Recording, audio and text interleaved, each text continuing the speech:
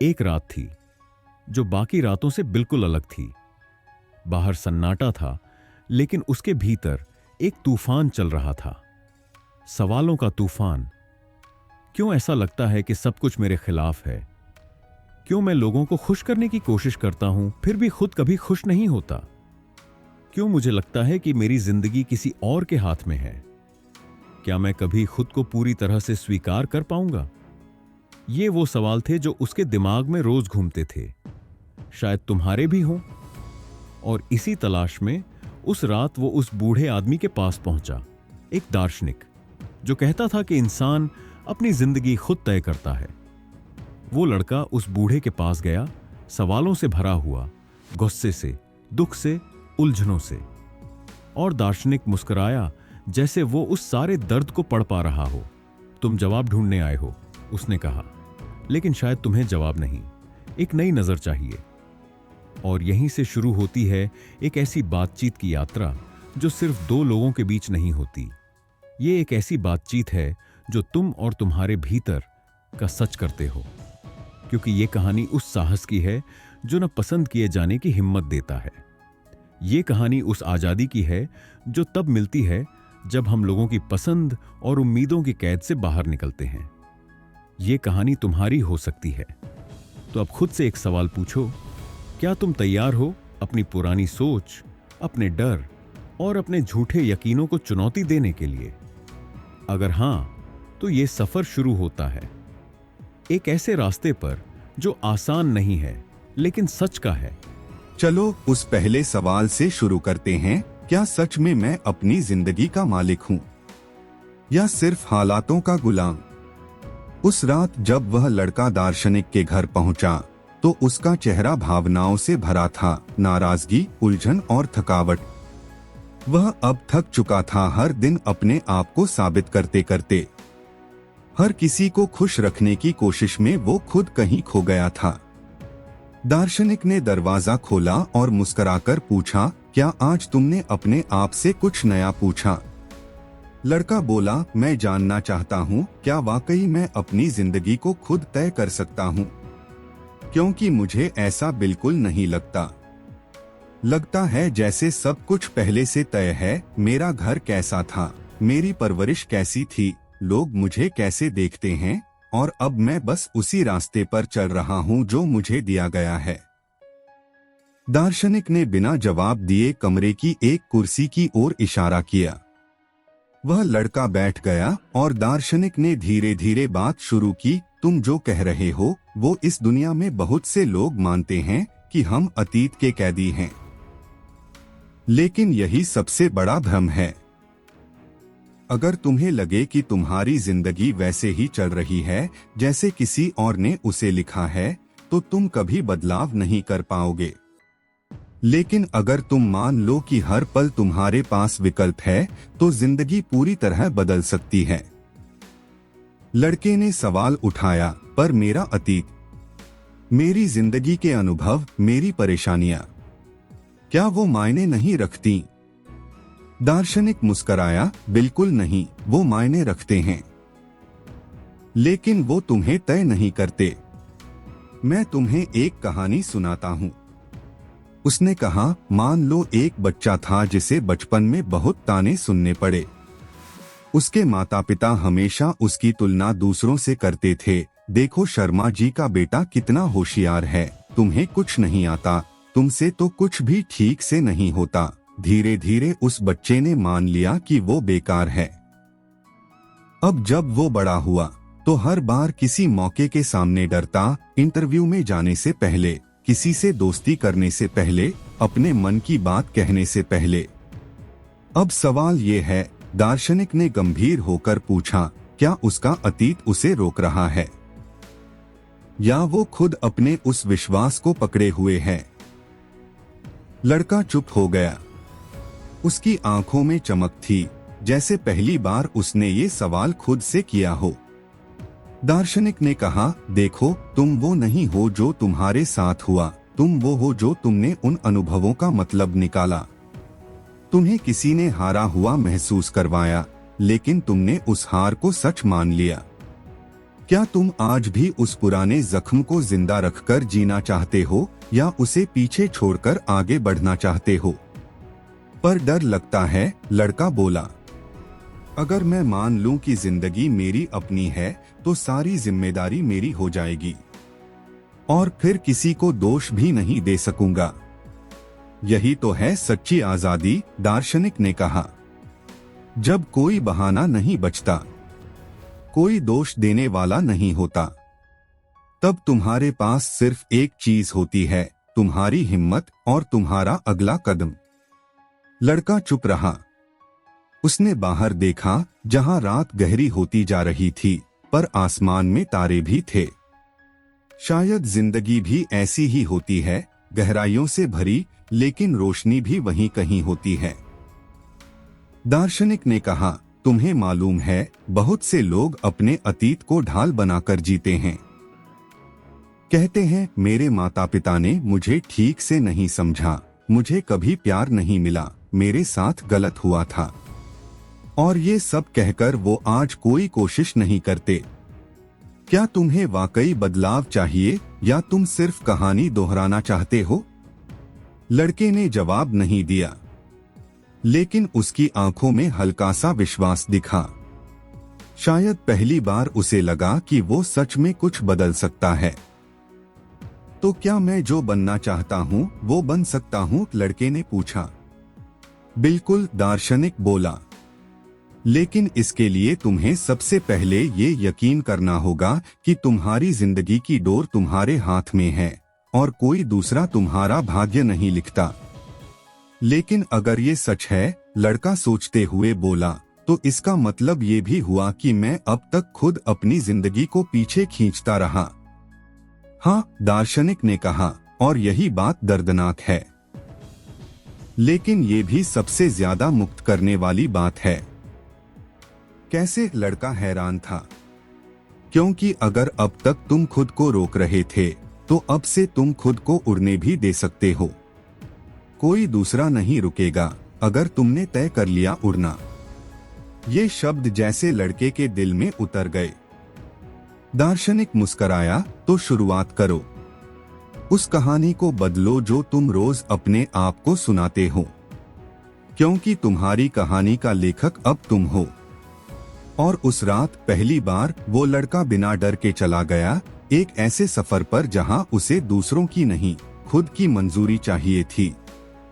अगर तुम अपनी जिंदगी की जिम्मेदारी खुद नहीं लोगे तो कोई और इसे चलाएगा। लेकिन अगर तुमने मान लिया कि तुम्हारा अतीत तुम्हें परिभाषित नहीं करता, तो आज ही से तुम नया रास्ता चुन सकते हो। आज से सिर्फ एक चीज को पकड़ो, ये यकीन कि तुम्हारी जिंदगी तुम्हारी है। और हाँ, सवाल ये नहीं है कि तुम क्या बन सकते हो, सवाल है क्या तुम हिम्मत करोगे वो बनने की जो तुम हो। क्या अब आप तैयार हैं दूसरे अध्याय के उस सबसे बड़े सच को जानने के लिए जो कहता है, दुनिया की सारी समस्याएं असल में रिश्तों की समस्याएं हैं। उस रात जब लड़का वापस लौटा तो उसके चेहरे पर थोड़ा आत्मविश्वास था, लेकिन साथ ही उलझन भी। पहली बातचीत के बाद वो ये मानने को तैयार था कि जिंदगी की बागडोर उसके हाथ में हो सकती है, मगर अब एक और सवाल उसे अंदर से कचोट रहा था। अगर मैं अपनी जिंदगी को खुद चला सकता हूँ, तो फिर मुझे हर समय क्यों लगता है कि मैं दूसरों की सोच और नजरों में बंधा हूँ। वो फिर दार्शनिक के पास गया। कमरे में वही शांति थी, वही पुराना टेबल, वही गर्म चाय की खुशबू, लेकिन उस लड़के के भीतर तूफान था। मुझे लगता है कि मेरी असली परेशानी मेरी जिंदगी नहीं, बल्कि मेरे रिश्ते हैं। मैं लोगों को खोने से डरता हूँ, उनकी नफरत से डरता हूँ, उनके जजमेंट से डरता हूँ। मैं चाहता हूँ कि लोग मुझे पसंद करें, मुझसे नाराज न हो, लेकिन इसी कोशिश में मैं खुद से दूर होता जा रहा हूँ। क्या मेरी सारी समस्या बस यही है? दार्शनिक मुस्कराया और कहा, तुमने जो कहा वही है इस किताब की सबसे गहरी बात, कि हर समस्या एक रिलेशनशिप प्रॉब्लम है। तुम अकेले में डरते नहीं, लेकिन जैसे ही कोई और सामने आता है, डर, तुलना, असुरक्षा सब आने लगता है। क्यों? लड़का चुप था। दार्शनिक ने कहा, मैं तुम्हें एक कहानी सुनाता हूँ। एक लड़का था जो हमेशा अपनी क्लास में सबसे शांत रहता था। वो न तो कभी सवाल करता, न जवाब देता। उसकी टीचर उसे इंटेलिजेंट बट क्वाइट कहती। लेकिन असल में वो अंदर ही अंदर डरता था कि अगर उसने कुछ गलत कह दिया तो सब उसका मजाक उड़ाएंगे। एक बार उसे मौका मिला स्टेज पर बोलने का, लेकिन वो मना कर गया, कहने का बहाना बनाया कि तबीयत खराब है। लेकिन अंदर से डर यही था कि लोग क्या कहेंगे। अब सोचो, क्या उसकी समस्या ये थी कि उसे स्टेज से डर लगता था? नहीं, उसकी समस्या थी लोग, उनका जजमेंट, उनका तिरस्कार। यानी वो खुद से नहीं, दूसरों से डर रहा था। लड़के ने पूछा। बिल्कुल, दार्शनिक ने कहा। तुम अपने आप से लड़ते नहीं, तुम दूसरों की राय से लड़ते हो। और जब तुम ये लड़ाई खुद में हार जाते हो तो अपनी असल इच्छाओं को मार देते हो। लड़का गहराई से सोचने लगा। पर क्या इंसान सामाजिक प्राणी नहीं होता? उसने पूछा। क्या हमें दूसरों से कटकर जीना चाहिए? नहीं, दार्शनिक ने कहा, लेकिन फर्क है। एक होता है दूसरों के साथ जीना और दूसरा होता है दूसरों के लिए जीना। अगर तुम हर वक्त दूसरों की उम्मीदों को पूरा करने में लगे हो तो तुम जी नहीं रहे, तुम बस अभिनय कर रहे हो। और ये अभिनय थका देता है, घुटन देता है। लड़के की आंखों में अब समझ की रोशनी थी। दार्शनिक आगे बोला, इंसान तब तक दुखी रहता है जब तक वो अपने होने की पुष्टि दूसरों से मांगता है। क्या मैं अच्छा हूँ? क्या मैं काबिल हूँ? ये सब सवाल अगर तुम किसी और से पूछते हो तो तुम हमेशा अधूरे रहोगे। तो इसका मतलब क्या मैं दूसरों की परवाह करना बंद कर दूं? लड़का पूछ बैठा। नहीं, दार्शनिक गंभीर हो गया। तुम्हें परवाह करनी है, लेकिन गुलाम नहीं बनना है। तुम्हें लोगों की इज्जत करनी है, लेकिन खुद को खोकर नहीं। लड़का चुप रहा। वो हर दिन इस बात में उलझा रहता था कि लोग क्या सोचेंगे, सोशल मीडिया पर कौन क्या कहेगा, दोस्त उसके बारे में क्या राय बनाएंगे, परिवार को वो कितना सफल लगेगा। दार्शनिक ने उसकी सोच को पढ़ लिया। तुम्हें पता है, उसने कहा, जब कोई तुम्हें पसंद करता है वो तुम्हारे एक रूप को पसंद करता है जो शायद तुमने खुद को छिपा कर दिखाया हो। लेकिन जब कोई तुम्हें तुम्हारी सच्चाई के साथ पसंद करता है, तुम्हारी कमजोरियों, तुम्हारे डर, तुम्हारे उलझाव के साथ, तब ही असली रिश्ता बनता है। लेकिन दुनिया इतनी आसान नहीं, लड़का बोला। यहाँ लोग तुम्हारे हर कदम पर जज करते हैं। तो फिर फैसला करो, दार्शनिक ने मुस्कुराकर कहा। तुम जीना चाहते हो अपने सच के साथ या दूसरों की हाँ में हाँ मिलाते हुए? कुछ क्षणों की चुप्पी थी और फिर दार्शनिक ने कहा, रिश्ते तभी जहरीले बनते हैं जब हम उनमें खुद को खो देते हैं। तो क्या इसका मतलब अकेले रहना है? लड़के की आवाज में डर था। नहीं, दार्शनिक ने कहा, इसका मतलब है रिश्तों को आत्मा की आजादी के साथ जीना। जब तुम किसी से जुड़ो तो जुड़ो इस सोच के साथ कि तुम्हें अपनी पहचान खोनी नहीं है, तुम्हें अपनी स्वतंत्रता छोड़नी नहीं है। क्या ये संभव है? लड़का फुसफुसाया। बहुत मुश्किल है, दार्शनिक बोला, पर संभव है। इसके लिए तुम्हें ये सीखना होगा कि जब कोई तुम्हें पसंद नहीं करता तो वो उसकी पसंद है, तुम्हारी सच्चाई नहीं। पर यह बहुत तकलीफदेह है, लड़का बोला। हाँ, दार्शनिक बोला, लेकिन ये तकलीफ तुम्हें सच्ची आजादी की ओर ले जाती है। जो लोग तुम्हें सच्चे रूप में न पसंद करें, उनसे तुम्हें बंधन नहीं बनाना चाहिए। और जो तुम्हें तुम्हारे सच के साथ स्वीकार करें, वही असली रिश्ते हैं। लड़का चुपचाप सुन रहा था। और याद रखो, दार्शनिक बोला, तुम्हारा जीवन एक रंगमंच नहीं है और तुम किसी के मनोरंजन के लिए नहीं बने हो। तुम्हें वो बनना है जो तुम हो, अपने डर, अपनी खामियों और अपनी सच्चाई के साथ। यही है सच्चा संबंध खुद से और दूसरों से। कहानी की सीख। अगर तुम हर समस्या को गहराई से देखोगे तो पाओगे कि उसका मूल किसी ना किसी रिश्ते में छिपा है। डर, जजमेंट, अस्वीकृति, तुलना। जब तुम ये समझ जाओ कि तुम किसी को खुश करने नहीं आए हो, सिर्फ खुद को सच्चे रूप में जीने, तभी तुम सच्ची शांति पाओगे। तो अब खुद से पूछो, क्या तुम रिश्तों में गुलाम हो या स्वतंत्र? क्या आप तैयार हैं अगले अध्याय के उस विचार को समझने के लिए जो कहता है, ट्रॉमा जैसा कुछ होता ही नहीं, बल्कि हम खुद ही वजह बनाते हैं अपने दर्द की। उस दिन लड़का पहले से ज्यादा परेशान लग रहा था। पिछली बातचीत ने उसके अंदर एक तूफान पैदा कर दिया था। वो अब जान चुका था कि उसके जीवन की बहुत सी समस्याएं रिश्तों से जुड़ी हैं। लेकिन आज वो एक और बड़ी उलझन लेकर आया था।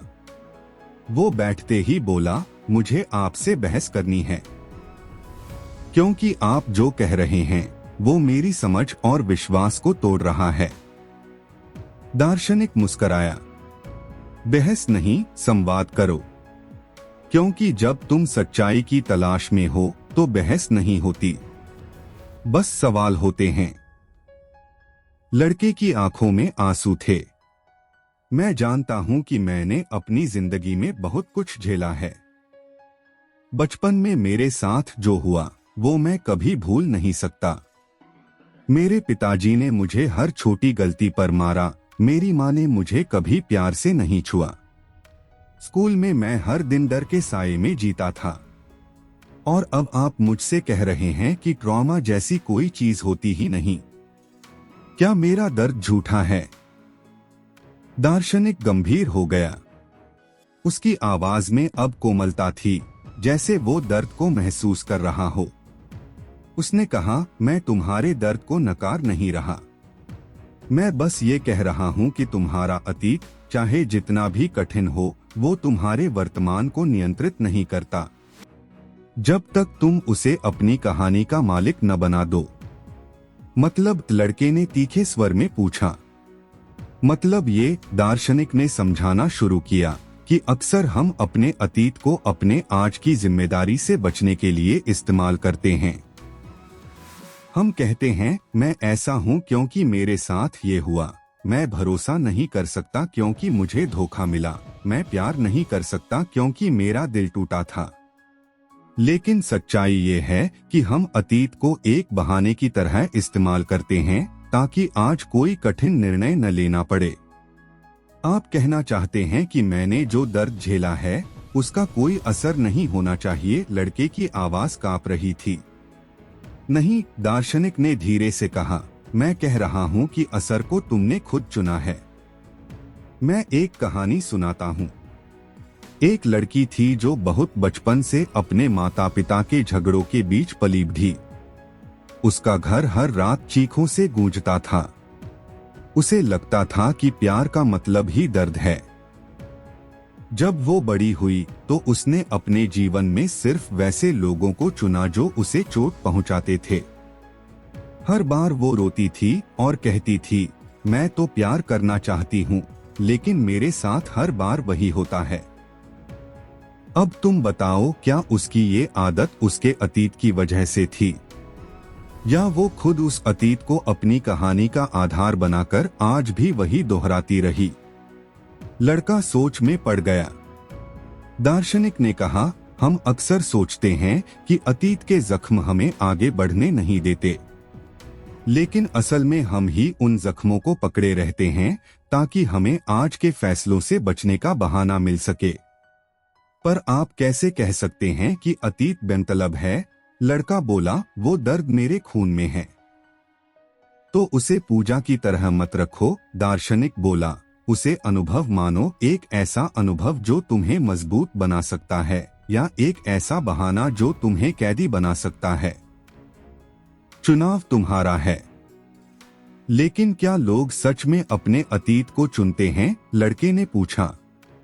दार्शनिक ने जवाब दिया, हम अतीत को नहीं चुनते, लेकिन हम ये जरूर चुनते हैं कि उस अतीत को हम कैसे देखेंगे। वो हमें रोकने वाला कारण बनेगा या प्रेरणा का स्रोत, ये चुनाव सिर्फ हमारा है। लड़के की आंखें धीरे धीरे नम हो रही थीं। उसने कहा, मैंने अपने दर्द को इतनी बार दोहराया है कि वो अब मेरी पहचान बन चुका है। अगर मैं उसे छोड़ दूं तो मेरे पास क्या बचेगा? तुम खुद बचोगे, दार्शनिक ने कहा। तुम्हारी असल पहचान जो तुमने उस दर्द की परतों के नीचे छिपा दी है। लेकिन डर लगता है, लड़का बोला।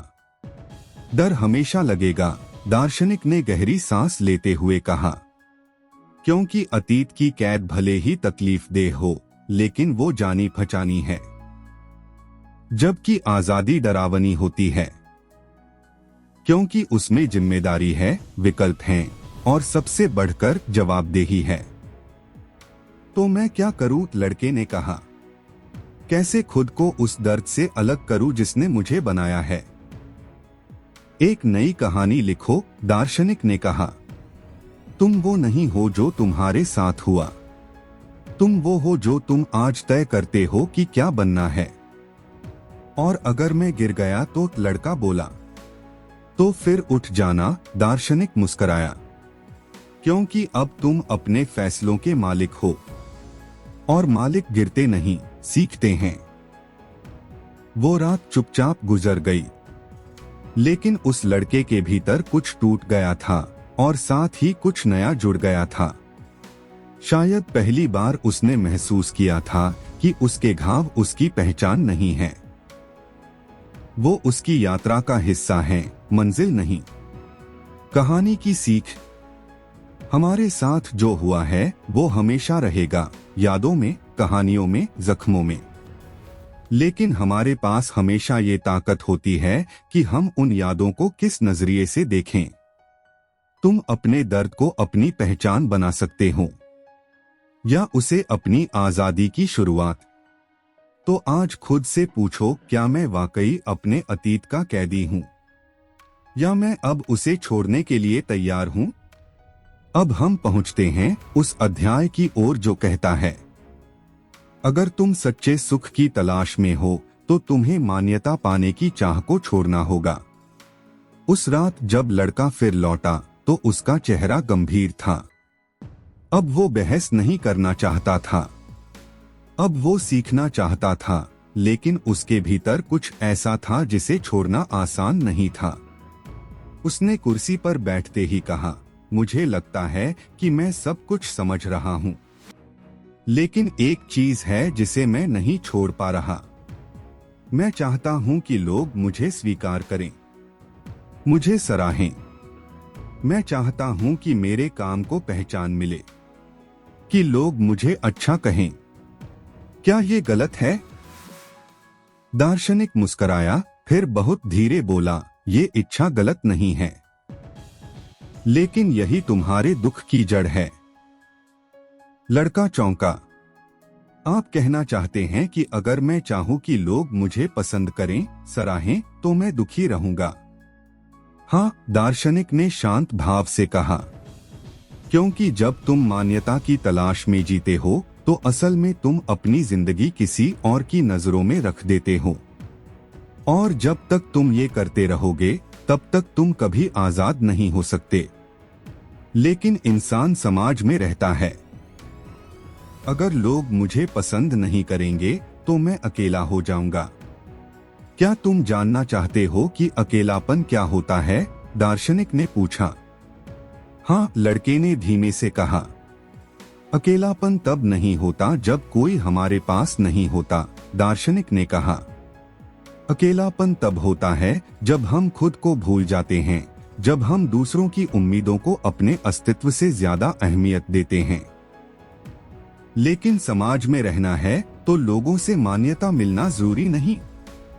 नहीं, दार्शनिक ने कहा, समाज में सम्मान से रहना चाहिए, लेकिन उसके लिए अपनी आत्मा की आजादी बेच देना जरूरी नहीं। लड़का सोचने लगा। उसने कहा, आप जानते हैं, मैं जब सोशल मीडिया पर कुछ पोस्ट करता हूँ तो बार बार जाकर देखता हूँ कितने लाइक्स आए, कितने लोगों ने सराहा। और जब किसी ने कुछ नकारात्मक लिखा तो मेरा पूरा दिन बिगड़ जाता है। क्या ये भी उसी मान्यता की प्यास है? दार्शनिक ने मुस्कुराकर कहा, बिल्कुल। और यही प्यास सबसे बड़ी कैद है। जब तुम खुद को उस पल महसूस करने लगते हो जब कोई और तुम्हें मान्यता देता है, तब तुम धीरे धीरे खुद की नजर से गिरने लगते हो, क्योंकि तुम ये भूल जाते हो कि तुम क्या चाहते हो और बस वही करने लगते हो जो लोग सराहें। तो फिर क्या मैं खुद को दुनिया से अलग कर लूं? नहीं, दार्शनिक बोले, तुम दुनिया में रहो, लोगों के बीच रहो, लेकिन ये समझ कर रहो कि उनका तारीफ करना या तिरस्कार करना दोनों उनकी राय हैं, तुम्हारी सच्चाई नहीं।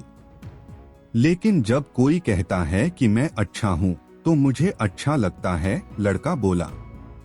हाँ, वो स्वाभाविक है, दार्शनिक बोले, लेकिन अगर तुम्हारी खुशी पूरी तरह उस तारीफ पर टिकी है तो तुम्हारा अस्तित्व हिल जाएगा जब कोई तुम्हारी आलोचना करेगा। तो फिर क्या मुझे किसी की बातों से फर्क ही नहीं पड़ना चाहिए?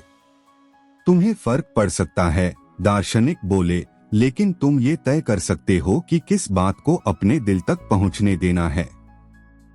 तुम्हारे अंदर एक दरवाजा है, उस दरवाजे की चाबी तुम्हारे पास है। तुम तय करते हो कौन सी राय अंदर जाए और कौन सी बाहर ही रहे।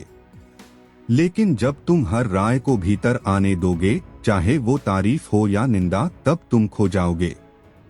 तो इसका मतलब मैं खुद को इतना मजबूत बनाऊं कि मैं किसी से प्रभावित न हो, लड़का पूछ बैठा। नहीं, दार्शनिक ने कहा, तुम्हें इतना सच्चा बनना है कि तुम खुद को स्वीकार कर सको, चाहे कोई सराहे या निंदा करे। क्योंकि जब तुम खुद को समझ लेते हो तब दूसरों की राय तुम्हारी आत्मा को हिला नहीं सकती। लड़का चुप हो गया। वो सोच रहा था, पिछले कितने सालों से उसने खुद को साबित करने में लगा दिए, अच्छे नंबर लाकर, दिखावे की जिंदगी जीकर, लोगों की तारीफ पाने के लिए चीजें कर कर के खुद को खो दिया। लेकिन क्या सफलता भी इसी मान्यता का हिस्सा नहीं है? उसने पूछा। नहीं, दार्शनिक बोले, सफलता तब है जब तुम वो काम करो जो तुम्हारा दिल कहे, चाहे कोई देखे या ना देखे। जब तुम रात को चैन से सो सको ये सोचकर कि तुमने अपनी आत्मा की आवाज सुनी, तब तुम सफल हो। तो फिर मुझे क्या करना चाहिए? लड़का अब सच में जानना चाहता था। तुम्हें खुद से ये सवाल पूछना चाहिए, क्या मैं वो कर रहा हूँ जो मुझे करना है, या सिर्फ वो जो मुझे पसंद किया जाए इस उम्मीद में करता हूँ? ये सवाल बहुत बड़ा है, लड़का बोला। और यही सवाल तुम्हारी आजादी की कुंजी है, दार्शनिक ने कहा। फिर वो उठकर अलमारी से एक पुरानी डायरी निकाल कर लाया। उसने कहा, इसमें एक युवक की कहानी है जो पूरी जिंदगी लोगों की पसंद के पीछे भागता रहा, और जब बुढ़ापे में उसे ये एहसास हुआ कि उसने कभी खुद को नहीं जिया, तो वो बस एक बात बार बार दोहराता रहा, काश मुझे फर्क न पड़ता कि लोग क्या सोचेंगे। मैं नहीं चाहता कि मेरी कहानी वैसी हो, लड़के ने कहा। तो फिर अभी से शुरुआत करो, दार्शनिक ने कहा। अपनी हर सोच, हर काम, हर फैसले से पहले बस एक पल ठहरो और खुद से पूछो, क्या मैं ये काम इसलिए कर रहा हूँ कि लोग मुझे स्वीकार करें, या इसलिए क्योंकि ये मैं हूँ? उस रात लड़के की आंखों में बदलाव की एक नई चमक थी। अब वो जानता था कि उसे कौन सा रास्ता छोड़ना है और कौन सा अपनाना है। कहानी की सीख, तारीफ अच्छी लग सकती है, लेकिन अगर तुम अपनी पहचान किसी और की स्वीकृति पर टिकाते हो तो तुम कभी खुद को नहीं जान पाओगे। मान्यता की भूख एक ऐसी जंजीर है जो बाहर से सोने की लगती है, लेकिन अंदर से वो तुम्हारी आत्मा को बांध देती है। आज से हर दिन खुद से सिर्फ एक सवाल पूछो, क्या मैं ये खुद के लिए कर रहा हूं, या सिर्फ दूसरों को खुश करने के लिए? क्या आप तैयार हैं उस अगले अध्याय के लिए जिसमें दार्शनिक सबसे गहरा पाठ सिखाता है। सेपरेशन ऑफ टास्क्स, दूसरों के जीवन में दखल न देना और न उन्हें अपने जीवन में घुसने देना। उस शाम जब वह लड़का लौटा, उसके मन में न कोई गुस्सा था, न कोई बहस। अब वह हर शब्द को समझने के लिए आ रहा था, अपने भीतर के उन दरवाजों को खोलने के लिए जिन्हें सालों से बंद कर रखा था। उसने कुर्सी खींचकर बैठते ही कहा, मुझे अब समझ आने लगा है कि मैं कितना कुछ दूसरों के लिए जी रहा हूँ, और शायद इसीलिए मैं इतना थका हुआ महसूस करता हूँ। लेकिन एक बात है जो अब तक मुझे सबसे ज्यादा उलझन देती है, रिश्तों में दूरी कैसी होनी चाहिए। कहाँ तक मैं जिम्मेदार हूँ किसी और की खुशी, दुख या तकलीफ के लिए। दार्शनिक मुस्कराया, जैसे किसी बच्चे ने पहली बार सच में सवाल करना सीखा हो। फिर उसने कहा, तो अब तुम उस गहराई पर आ गए हो जहाँ बहुत से लोग कभी पहुँच ही नहीं पाते, क्योंकि यह सवाल आजादी और संबंध के बीच की सबसे नाजुक रेखा का सवाल है। क्या आप बताना चाहेंगे? लड़का बोला, आंखों में गंभीरता थी। दार्शनिक ने आंखें बंद की, जैसे कोई स्मृति उसकी चेतना से गुजर रही हो, और फिर धीरे से कहना शुरू किया। एक शिक्षक था, बहुत मेहनती, ईमानदार और छात्रों की परवाह करने वाला। लेकिन उसकी सबसे बड़ी तकलीफ यह थी कि छात्र पढ़ाई में रुचि नहीं लेते थे, परीक्षा में फेल होते थे, और वो खुद को हर बार असफल महसूस करता था। हर फेल छात्र, हर खाली कॉपी उसके आत्मसम्मान पर चोट करती थी। उसने कई बार खुद से कहा, मैं असफल शिक्षक हूँ, लेकिन एक दिन उसके जीवन में एक बुजुर्ग आया और उसने बस एक बात कही, क्या छात्रों का पढ़ना तुम्हारा काम है या उनका?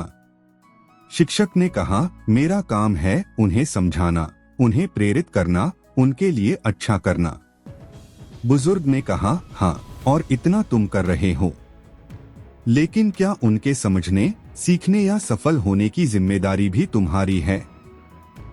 सोचो, तुम्हारा काम सिर्फ प्रयास है।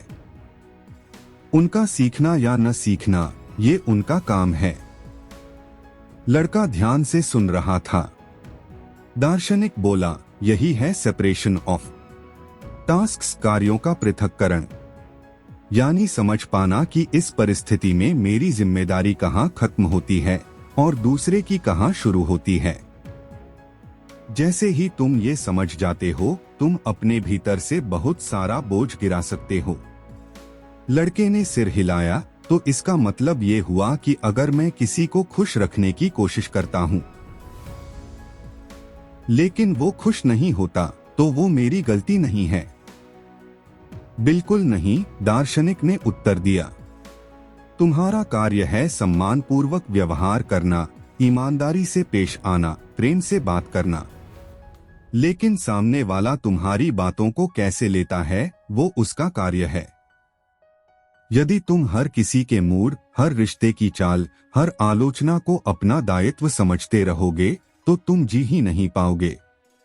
पर मैं तो हमेशा यही करता आया हूँ, लड़का बोला। हर बार कोशिश करता हूँ कि कोई मुझसे नाराज न हो, कोई दुखी न हो, कोई मुझे गलत न समझे। और शायद इसीलिए मैं खुद से बहुत दूर चला गया हूँ।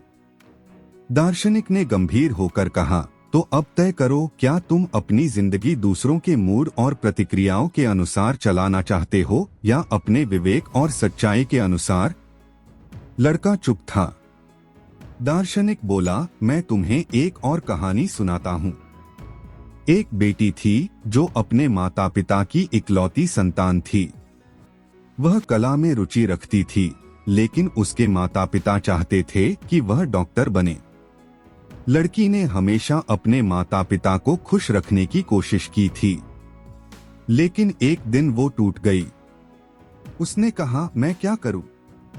यदि मैं डॉक्टर नहीं बनी तो उन्हें दुख होगा, और उसका सवाल यही था, क्या मैं उनके दुख की जिम्मेदारी उठाऊं? अब सोचो, यदि तुम किसी की उम्मीद पूरी न कर सको और वो दुखी हो जाए, तो क्या तुम दोषी हो?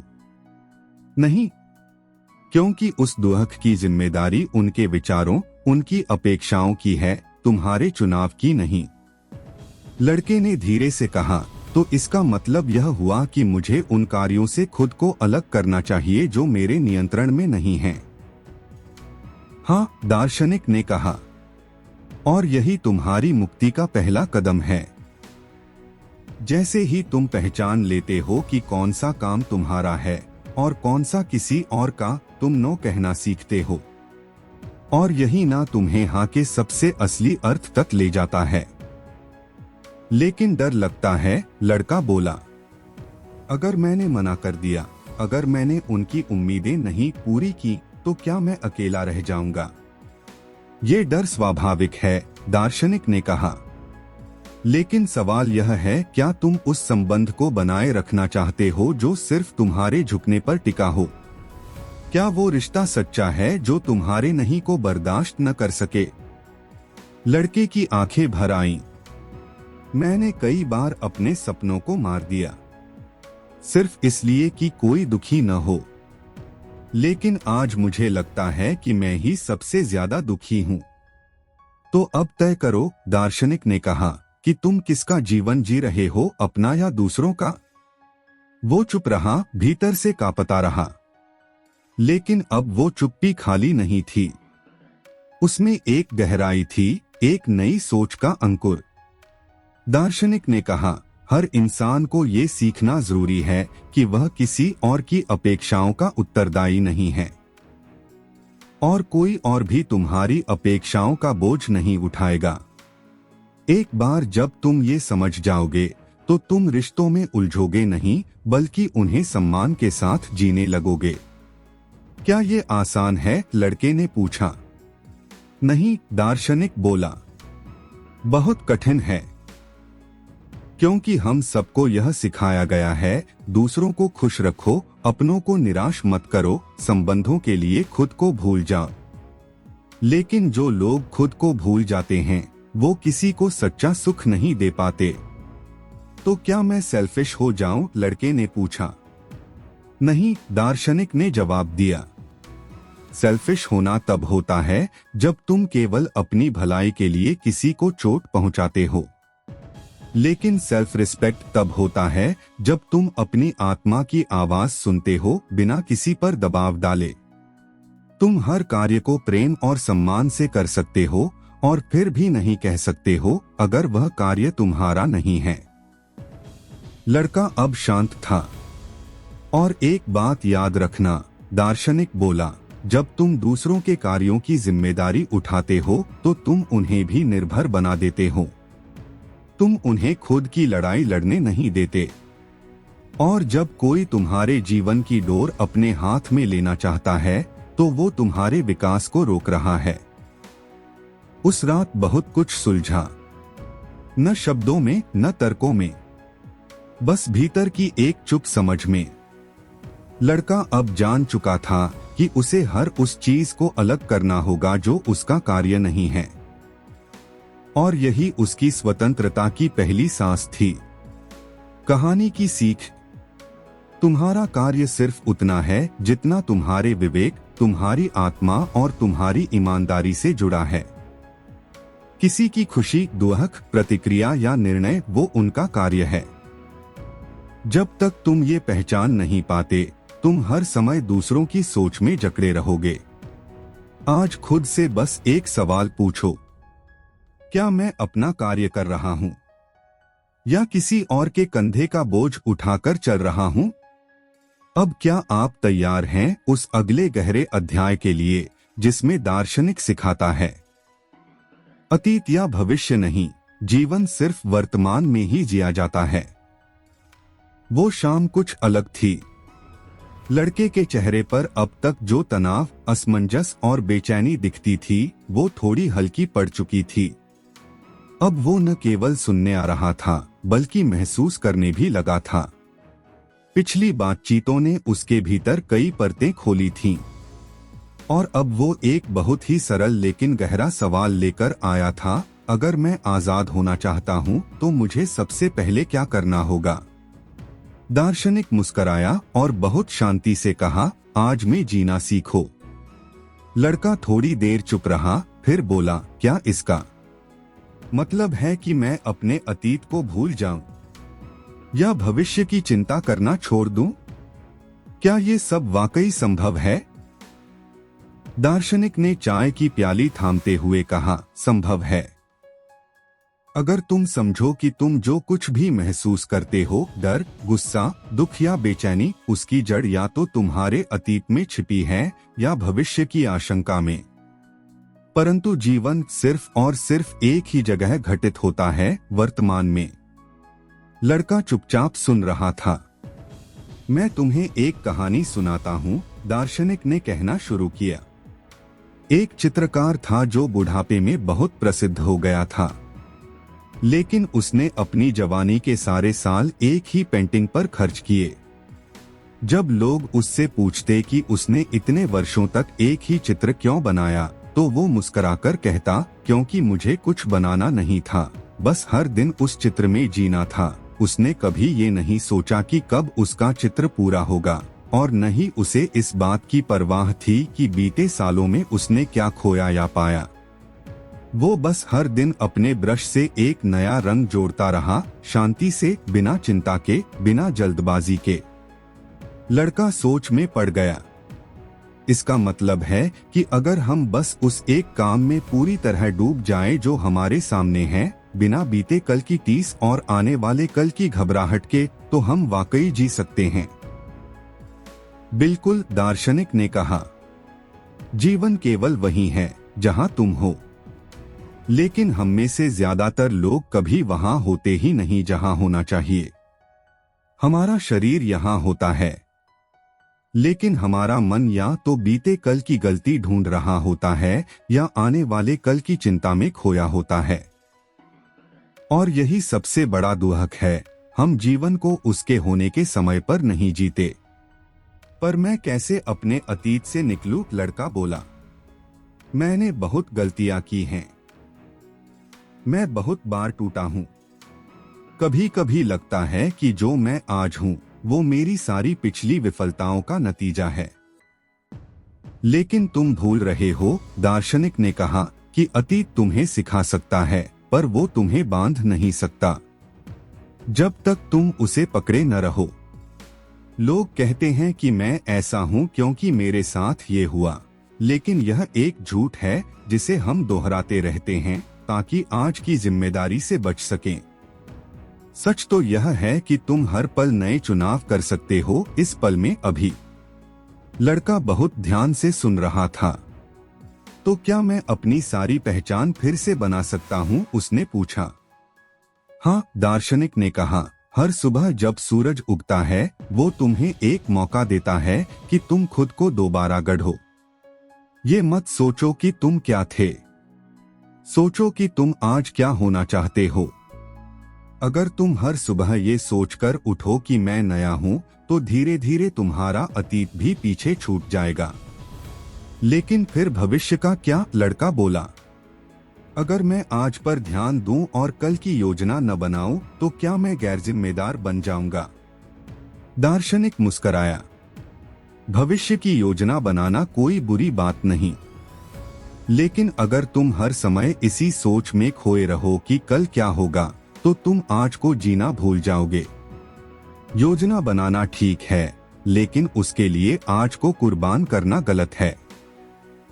जैसे कोई बागवानी करने वाला बीज बोता है, वो जानता है कि पेड़ बनेगा, लेकिन वो हर दिन उस मिट्टी को पानी देता है, देखभाल करता है, पर चिंता नहीं करता कि फल कब आएगा। तुम भी वैसे ही सोचो, हर दिन अपना काम करो, लेकिन उसका फल कब मिलेगा, ये सोच सोचकर अपने आज को मत खो। लड़के की आंखों में अब नमी थी। शायद वो अपने बीते कल की किसी कड़वी याद में खो गया था। क्या मैं सच में खुद को आजाद कर सकता हूँ? उसने पूछा। हाँ, दार्शनिक ने कहा, अगर तुम ये मान लो कि तुम्हारे पास सिर्फ आज का दिन है। कल जब आएगा तब उसका भी नाम आज ही होगा। अगर तुम हर दिन को अंतिम दिन की तरह जियो, ना किसी अफसोस के साथ, ना किसी डर के साथ, तो तुम जीने की सबसे सुंदर कला सीख जाओगे। लेकिन दुनिया तो हर समय तुलना करती है, किसने क्या पाया, कौन कितना आगे निकला, किसने क्या खोया। दार्शनिक उसकी बात पूरी होने से पहले ही बोले, और यही सबसे बड़ा धोखा है। तुम जब भी खुद की तुलना किसी और से करते हो तो तुम अपने आज से बाहर चले जाते हो।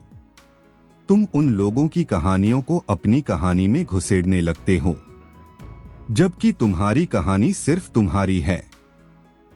तुम्हारा समय, तुम्हारा रास्ता, तुम्हारी गति, सब कुछ अलग है।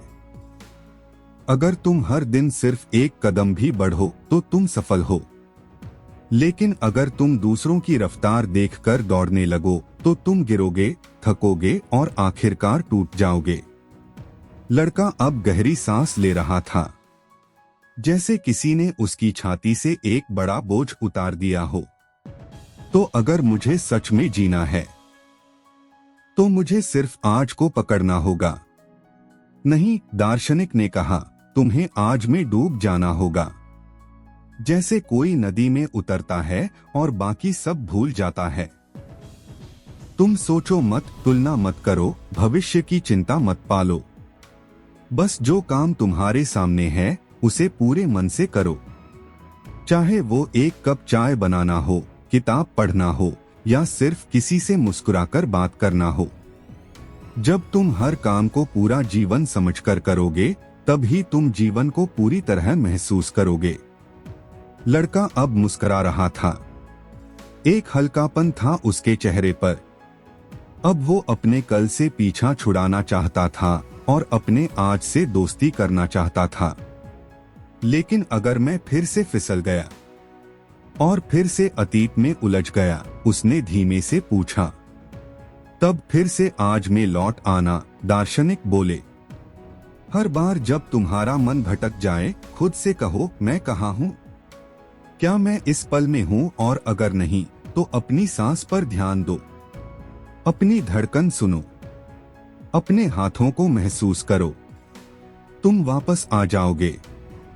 आज में उस रात चांदनी हल्की थी, लेकिन लड़के के भीतर एक उजास फैल चुका था। अब वो जान गया था कि उसका जीवन किसी आने वाले दिन में नहीं छुपा। वो जीवन इसी एक क्षण में सांस ले रहा है, और अगर वो इस क्षण को पूरी तरह जी सका तो वही क्षण उसकी पूरी जिंदगी को बदल देगा।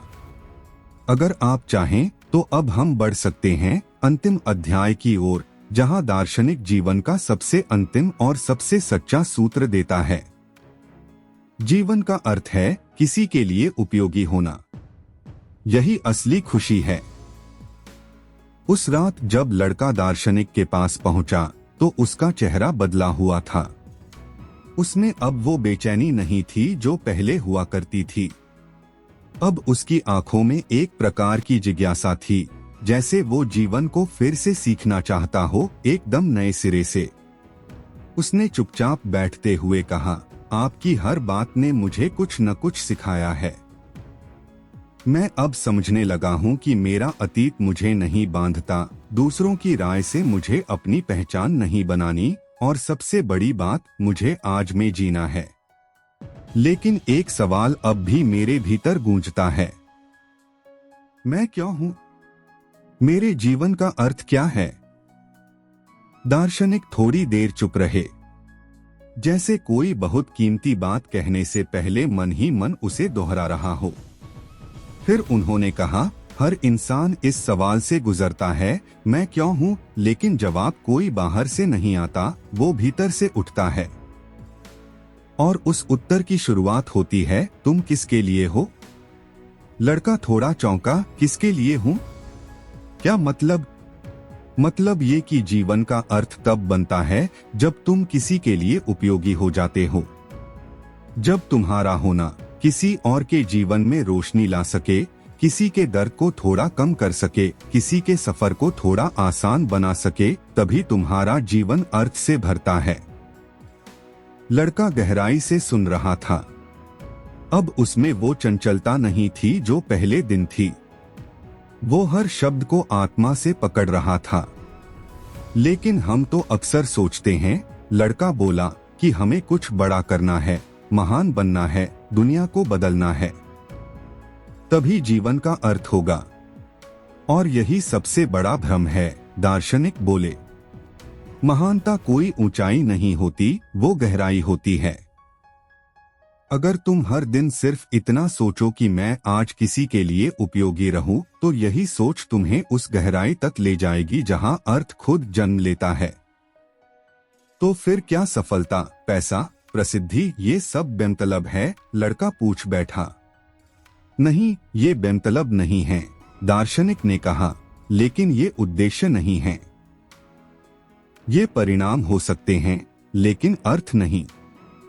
अर्थ तब बनता है जब तुम दूसरों से जुड़ते हो, जब तुम खुद को किसी और के लिए समर्पित करते हो, न दिखावे के लिए, न मान्यता के लिए, बस इसलिए कि तुम दे सकते हो।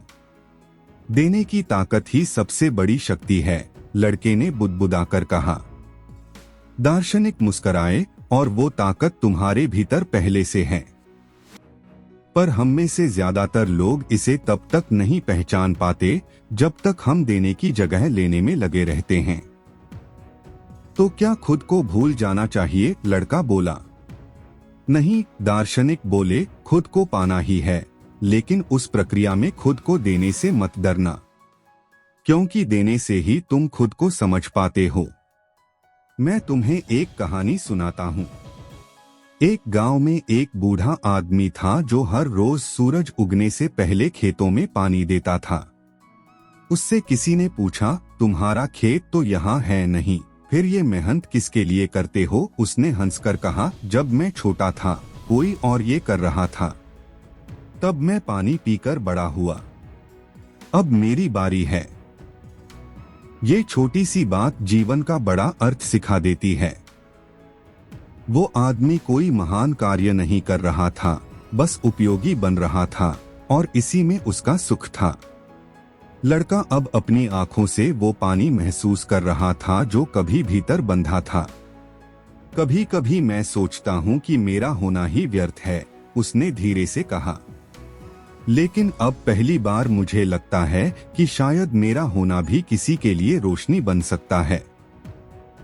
हर इंसान किसी न किसी के लिए रोशनी बन सकता है, दार्शनिक बोले, अगर वो ये समझ जाए कि उसे बस बांटना है, अपना समय, अपना ध्यान, अपना प्रेम, अपनी क्षमा। जब तुम किसी को सुनते हो तब भी तुम उपयोगी हो रहे होते हो। जब तुम किसी को मुस्कुराकर देखते हो तब भी तुम अर्थ बना रहे होते हो। लेकिन समाज तो उपयोगी होने की कीमत तय करता है, लड़का बोला। कौन कितना कमाता है, कौन कितना सफल है, कौन क्या बन गया, ये सब ही तो महत्व का मापदंड बन गए हैं। और यही सबसे दुखद बात है, दार्शनिक बोले, क्योंकि हमने अर्थ को प्राप्ति से बांध दिया है, जबकि अर्थ हमेशा योगदान से पैदा होता है। अगर तुम अपने आसपास किसी एक जीवन में थोड़ी सी उम्मीद भर सको तो तुम्हारा होना सार्थक है।